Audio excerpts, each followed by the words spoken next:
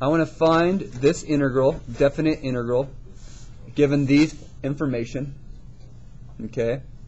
In order to use these pieces of information as these answers to solve this, what you do is you first need to break this up into two pieces. So the first piece, you're going to take the 2 out and make it x third dx. You're going to bring dx to both pieces.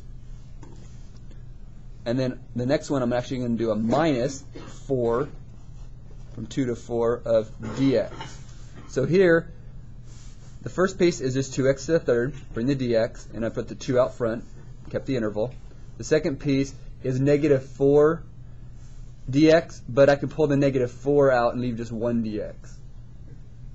Isn't this piece right here, bam, 2?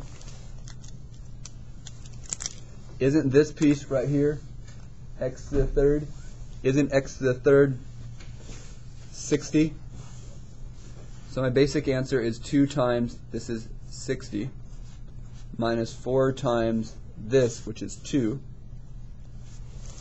And if you do the math, your answer is 120 minus 8, which is 112. Now, we'll have a lot better way of doing this when you do actually the integral. This is doing it before you learn how to do the integral, definite integral, and everything. This is just the basic building block of how to structure it and set it up. So again, you just got to set each piece as separate and then use these answers to find the solution. 44, we were given these two pieces of information, and I want to find this piece. Well, if you know from -1 on the interval, from -1 to 1, if my area over this interval is 0, but also my area from 0 to 1, from 0 to 1 is a positive 5, so say my area here is positive 5. From 0 to 1, my area is positive 5. If my area for the whole thing is 0, that means from this interval, it has to be -5. In order for these two areas to add up to 0 for the whole interval, if this is positive 5, this has to be -5. Thus, for this particular problem, it's saying what's the area from -1 to 0? Well, from -1 to 0 is -5. You have to just think about the problem as a whole. Okay. For B, well, if I want this piece, well, it's right there. That's 5. Yay! Now for this piece, we just figured it out. That's -5, because this piece right here is right here, -5. So what's 5 minus a -5? That would be 10. For number C, well, C uses this formula right here,